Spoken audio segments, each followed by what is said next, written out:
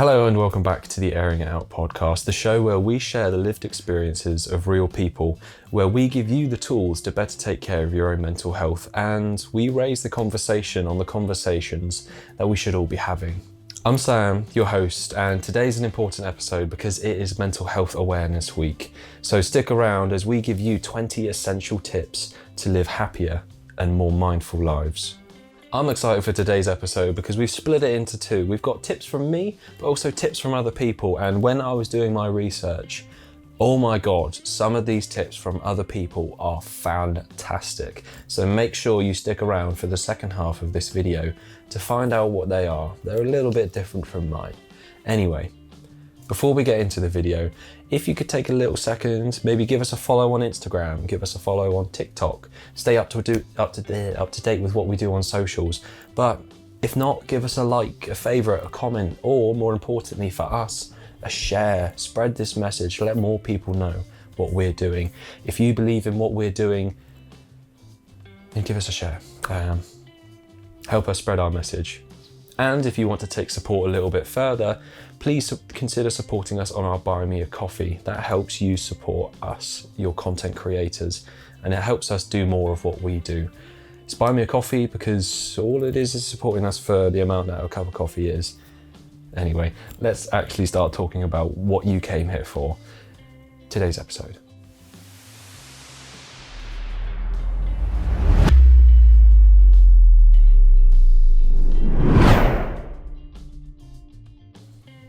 So as I mentioned, the first 10 are going to be from me. They're things that I came up with which influenced and have positively benefited my life. Number 1, channel your energy into active leisure that you enjoy. Now, the first thing that we need to differentiate here is what is active leisure. It's not just leisure because there are other things that we can do, but there are two sides of this one. Active leisure and passive leisure. Passive leisure is something that you do that you aren't necessarily gaining from. Or you're not positively benefiting from. It could be playing Xbox, it could be watching TV. It's something where you're doing more consuming than you are doing. Whereas active leisure is something that you're actively participating in. This could be writing creatively or journaling. It could be going for a walk. It could be doing some sketches. Whatever it is, it's something creative that you are doing or producing, but also enjoying. That's where the leisure part comes into it. So this number 1 is channel your energy into active leisure. If things aren't going so well, if you're not feeling it, if you're feeling down in the dumps, or if you're feeling a little bit overwhelmed, what can you do that you enjoy, which is active, which is instead of just taking in, consuming, but a little bit more doing, giving, expressing, and sharing. Maybe consider that. Channel your energy into active leisure. It's something you enjoy. Number 1. Number 2, you may very well have heard us speaking about on the podcast before, but that's because it's tried and true. Give somebody a call. Who is it that you haven't had a catch up with? Who is it that you want to hear from? Who is it that you think, I want to speak to them right now? Give them a call. Pick up the phone, see how they're doing. If they don't pick up the phone, give them a call back later. It will mean a lot to them, and it means that you get to have a catch up and a chat with a person that means something to you. And often when we get so bogged down in our own lives and our own illnesses and our own issues, sometimes to hear from somebody else helps us keep things a little bit more relative, and it helps us unburden what's going on in our lives and share it with somebody who really cares. Number 2, give someone a call. Now, number 3 is one which might not be for everyone, but it certainly is for me a positive benefit on my mental health. It's finding quiet time. It's time for peace, time away from everything else. And the way that I personally do this is I put my phone to one side. I won't take a book, I won't take anything. I will go completely unencumbered outside. It's a bonus. It's definitely a bonus if the weather's nice, but just sit and say to yourself, I don't need to be anywhere else in this entire world, in my entire life, other than right here in this moment. and sit in that, because that moment is a gift. If you're able to give yourself the gift of the present moment, then everything else, just while you're there, seems to fade away. The weight of your problems seem to dissipate for a while. And they're not going anywhere. Fear not, your problems are still going to probably be there. But give yourself a minute, give yourself a break. Take some time to sit with you and just be still. Number 3, quiet time. Now, number 4 is something which has definitely been a benefit to me in the past couple of weeks. So in my immediate life, it's been very beneficial. In wanting to reconnect with myself, I said to myself, okay, well, what are the things that I love? Like, looking back in my entire life, what are the things that I really love? Like, that I go back, I might have lost touch with now, but back then, my God, oh boy, that was a positive. And I wrote them all down. And now, whenever I need to, I can go and have a look at this list of things that I love and be like, yeah, okay, those are things which have made me a happier and more enthusiastic individual at some points throughout my life. What's to say they might not do it again?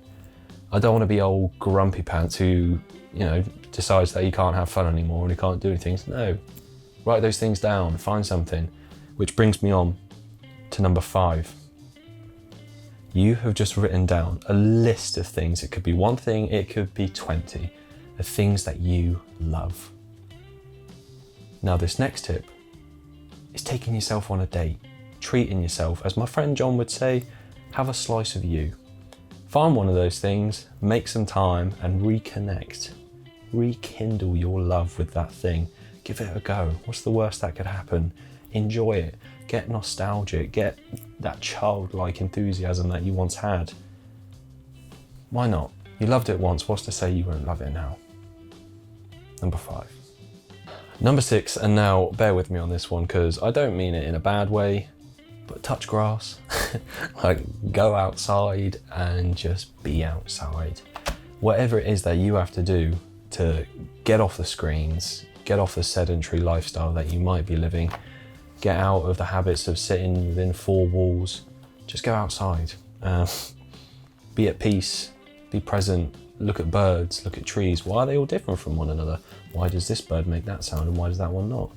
Whatever it is that you have to do, spend a bit of time outside. Sometimes I just sit outside in my garden and I try to be mindful out there. And I've come to really love the scene or the view of being out in that space, because it does make a massive difference. I know that being in a wooded area can massively reduce stress if you just take in deep breaths. I think it's almost like by 30%, it can reduce your stress. So take some time for outside time, and touch grass. Number 7, we like this one, and we should all try to do this one more often, particularly me, well, me included. Go out of your way for someone. Whatever it is that you're doing, crack on. I'm sure you've got plenty of stuff to do, you've got plenty of responsibilities, and you've got plenty to think about. But how nice would it be on top of that if you were then to impart some kind of appreciation, some time, some effort, some consideration and some energy onto someone else? Wouldn't that make their world so much better? I don't know if you ever had it where someone has done it for you or you've done it to someone, but you spread this infectious kindness. You get it as a residual from having helped somebody, and this person has just experienced, whether it be someone you know or a complete stranger, someone has gone out of their way for them, made them feel important, made them feel seen, made them feel validated and cared for them. And that is a gift that we will always advocate for giving.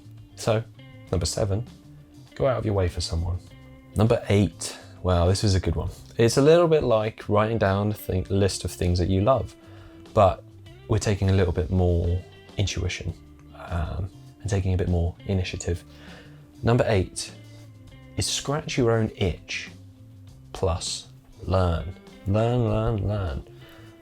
Find something that you're curious about, or something that you've always wanted. Oh man, I wish I knew a little bit about that. Or what's something that every time it passes by, you take a second look? What's something that sparks your curiosity? And take some time and kind of chase that rabbit down the hole. See where it takes you. See what things you can learn. What can you do to grow as an individual, but also have that enthusiasm, like, oh, okay, this is really interesting to me. What gets you excited? What makes you feel enthusiastic? What do you want to know more about? And then just learn about it. Increase your knowledge and just keep learning. Learn. Forever a student. Try know as little as you can, or go in with an attitude of, I don't know anything, so I'm going to learn everything, and just learn. Number 8, scratch your own itch and learn. Number 9, you might argue, we have sort of touched on before, but hold on. It's being present. Now, we've said a moment ago, finding quiet time or going out in nature. So why are you saying be present? Because the art of being present is something that you can do wherever it is, whether you're on the busy London tube or whether you're at the beach and it's crowded with people. It doesn't matter where you are. It could be that you're just about to go to sleep. It could be you've just woken up. Anywhere and everywhere is an opportunity to be present. Now, how do we do that? Okay, it's one thing to be here, I'm alive, I'm doing stuff right now, but how does that become being present? And to me, being present is letting go of all of the things that we kind of conjure up in our heads, all of our thoughts, all of our feelings, and just surrendering ourselves to the very moment. Now, we mentioned the the example of being on the London tube. One of the busiest, most hectic places that you can go in a big, busy, hectic city. All right, well, what can we get out of being present there? It'll be hard to be present there, but it can be done. Of course it can. So it helps by letting go of things first. Put your phone down, maybe take your headphones out.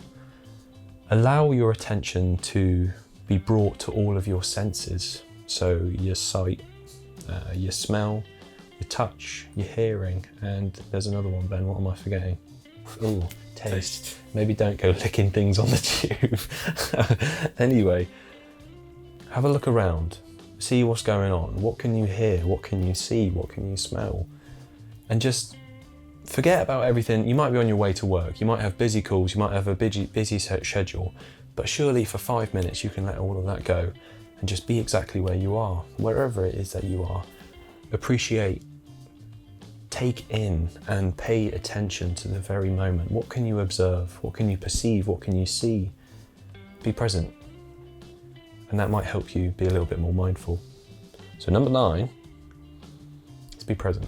Now, number 10, this is the biggest one from me. I've been doing it a lot recently, more deliberately, and it has made me happier. Like, I cannot unequivocally say it is based off of a study that was done in a book that I'm reading. And it's gratitude. Oh, okay, there's that buzzword, gratitude again. I know. We are going to say it again and again and again until everyone does it and everyone knows just how amazing it can be. So what do I do? What am I doing at the moment? What has incurred this change? Before I go to bed, every night, I say 3 things that I'm grateful for. But the difference is, in the way that I've been doing it, is say, I'm grateful for this because, and then explain why. It's all well and good saying you're grateful for something, but that scratches the surface of it. It's like saying, oh, that's interesting, or that's curious. Okay, but why? Explain and understand why it is. Go into the meaning of it. Go into the substance. I could say I'm grateful for being here and filming the podcast. Okay, but why? Explain. I'm doing something which gives me purpose. I'm grateful for this because it means that I can work creatively on something. It means that I can put my degree in media training to use. It means that I get to work with Ben. It means that I can do something which is giving back to the community. So 3 things every night before you go to bed. I find that's a convenient time to do it because you're also quite mindful and thoughtful just before going to bed. I'm grateful for this because times 3. And take your time, appreciate it. So I mentioned I got this from a book. The author was Hugh van Cuylenberg. He's Australian, so I don't quite know how to pronounce his name, but his book is called The Resilience Project. And in that he understood that, or he learnt that saying gratitude, a massive part of the book is about gratitude. It's about the Resilience Project is made up of 3 things: gratitude, empathy, and mindfulness. And the evidence is there, and it shows the more we are grateful, the happier and less burdened that we become, the more that we can look around and see positives rather than deficiencies in our day-to-day lives. And that just makes things so much more pleasant and bearable to live. But his practice, or the one that he mentioned, 3 things that you're grateful for, and then why. Take some time, explain to yourself why you're grateful for them. And yes, it has made a big difference, and I'm not just saying that, it genuinely has. Give it a go, let me know how it goes. Number 10, gratitude. So for this second part of the video, we're going to be looking at what other people say. So I found a few amazing articles on Reddit, which we'll share a link to, and you can have a look through yourselves, because while I only picked 10, there are other fantastic ones that you can benefit from. And the first one that we're going to look at is avoid negative self-talk. Oh my goodness, if I could pick one to draw a massive line under, avoid negative self-talk. I think particularly as British people, it's almost part of our vocabulary to talk about ourselves in a negative way. But oh my goodness, from my personal experiences alone, as soon as you say to yourself, no, I'm not going to talk at myself, because it's almost like talking to yourself in a mirror. Would you talk to yourself that way? Or, everything that you say is kind of imprinted on who you are. It's generated from you, it comes from you, but it's also reflected on you. So don't talk about yourself in a negative way. And as soon as you draw a line under that and you say, okay, no more, and you'll feel your kind of dignity and your self-respect just start to steadily grow. You say to myself, no, I'm not going to speak to myself like that today. I'm going to hold myself a little bit higher. I'm going to respect myself and who I am. I'm not going to disregard or mistreat myself like that. The person that made this suggestion said that whenever they start talking negatively to themselves, they literally say, stop it. Or they think, stop it. No more, cut it out. Because we don't need that. You don't need that. You don't deserve that. You deserve to be happy and healthy within your skin and have a positive relationship with yourself. And a way to develop that positive relationship is just by drawing a line, cutting off the option of having a negative relationship with yourself. Because then all you've got is the middle and positive. And develop that positive, man. Because as soon as you start talking to yourself positively, it's such an easier ride, such a more positive ride, and you start to believe in yourself. So that's number 1. Pretty good so far. Number 2, second tip from somebody else from Reddit. And in my notes, I've literally got written down what this guy said. And I will read it to you because I read it and I just thought, holy shit, come on, mate. Like, we could make innumerable number of episodes, but if we could just convey what this guy said, I'd be out of the job, man, Gym 2 to 3 times a week, along with a daily 20 to 30 minute walk. Drinking water regularly, box breathing exercises when I feel stressed, writing down my thoughts and intentions, achieving goals regularly, helps with self-confidence. Daily meditation, spending time with people I enjoy, eating daily fiber and protein, minimum recommendations, being better at monitoring my internal thoughts and criticism, not being so hard on myself. Perfection is an illusion. Taking time for hobbies. I shouldn't have shared that, because if you were to only take away one thing from this entirety of the podcast and it was that, hey, there'd be no need for me anymore. But what that guy said, oh my goodness, he hit the nail on the bloody head. So take 1, 2, 3, if not all of those things, and you'll probably start to lead a happier and healthier life. That was number 2. Pretty decent one. What that guy said. The third tip from other people from the internet was not drinking. Like, that one came up a lot of times. And it's not something I've mentioned before because I don't believe it pertains to everybody. But at the same time, it definitely does for some people. And the amount of times that I saw when I was doing research for this, How many people were taking time to contribute to these posts saying how not drinking has positively influenced their life? I could not share it.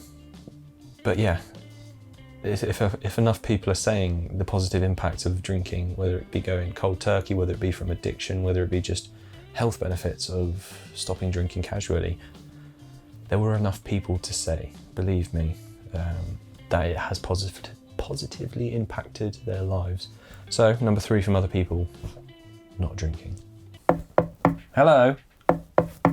Hello, yes, I know that you're in there, I can see you.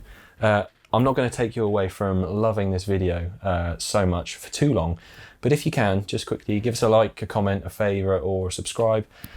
But what would really go a long way is a share. Help us spread our message. And if you want, please consider donating to our Buy Me a Coffee. Thank you, and on with the video. Now, number 4, we've already kind of touched on a little bit on the notes that I had, but going for walks. Again, like the not drinking one, the amount of people that said going for walks really benefits their mental health. Daily walks, consistent walks, don't have to be in the same place, but 20 to 30 minutes, outside time, fresh air time, nature time, going for walks. Number 6, a good number of people said remove toxic people from your life. If somebody is draining you, if someone is acting like a fun vacuum in your life and they're just not having any benefit, it's always a tough decision to say, I don't want you in my life anymore, I'm going to cut you out of my life anymore. But think of the adverse. How much would your life improve from potentially not having that person in it? It can be harsh and it can be difficult, but ultimately, a phrase that was commonly used in Australia when I went there is, if you don't love it, leave it. You're only here for a short period of time, and you deserve to be happy and fulfilled and to live your life in the way that you want. And if someone's preventing you from doing that or is bringing you down, then maybe it's time to say goodbye. So number 5, removing toxic people from your life. Number 6, this one absolutely slapped. I read it and I thought, you sir deserve a medal. De-emphasizing the importance of your every thought. And I'll read you out what this guy has said, but he refers to some fantastic people, some of whom I have learned from and have really helped me. Okay, so buckle up. De-emphasizing the importance of my every thought. Most human thoughts are nonsense. I question every single negative thought, and every single one so far has turned out to be bullshit. No joke, it's a game changer. I feel compelled to add that I came to this practice by reading Eckhart Tolle and Byron Katie, mostly. Both reference great spiritual leaders throughout human history. Jesus, Lao Tzu, the Buddha, Ramana Maharshi, who all point to this notion as the path to the end of suffering. There are many contemporary writers who also point to the same truth. Some mentioned here. Suffering is optional. And I love that. Suffering is optional. Don't let your thoughts drag you over the coals. It's not necessary. If you're able to take a step back and look at your thoughts objectively for what they are, rather than something that has to steer your every moment and motion, then you probably will realise that actually they're all nonsense. I don't need without them. I could do without them. And some of the things that maybe not, if not a lot of the things that we care about, don't actually matter that much. And that sounds a bit, morbid, but it's incredibly freeing. It's liberating, and it can give you back so much of your life to live now and presently, rather than being tied down to worries of the future or the past. So, number 6, de-emphasizing the importance of your every thought. Okay, we got another one. This one is called Run the Dishwasher Twice. It's another one that I'm going to read to you because in this own woman's words, it's excellently put. Run the dishwasher twice. To put it simply, someone had revealed to their therapist that they felt really crappy for not having the energy to hand wash their dishes. A common problem. The therapist suggested that they put their dishes through the dishwasher twice. They point out that you're not really supposed to do that, and that the therapist essentially shrugs and goes, "Who says you can't? You don't have to follow all of these rules."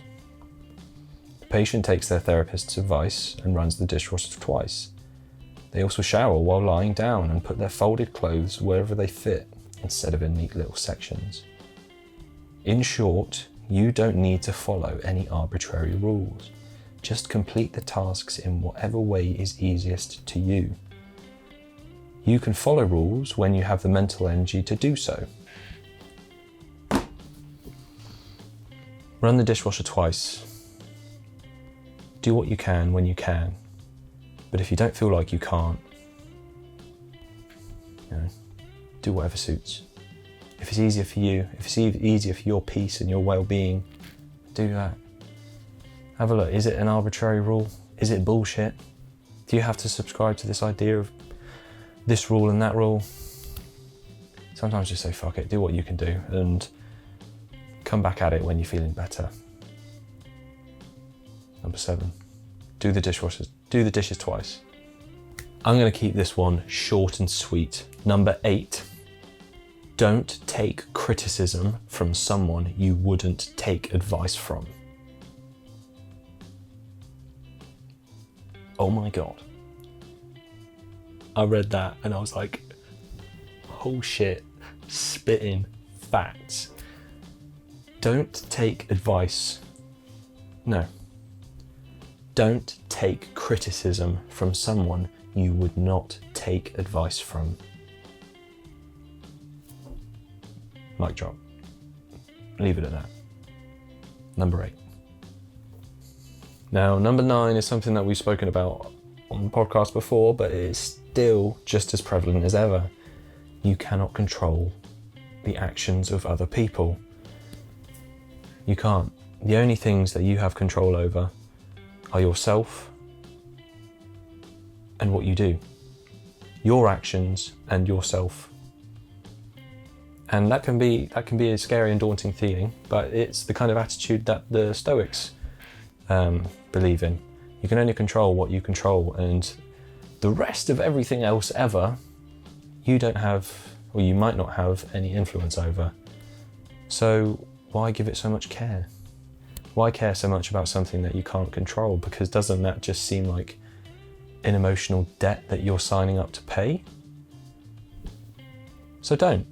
You can't control other people's actions. This person might be having a rough day. They might be acting all kinds of out of pocket, and that's okay. They are going through the mill at the moment, but we can't control them. We can't control what they say, what they think, what they feel, what they do. That is their responsibility. So, number 9, you can't control the actions of others.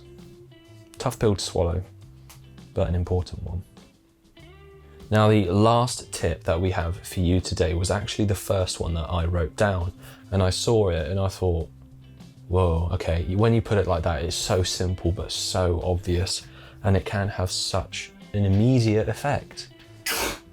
Bless you, keeping that in.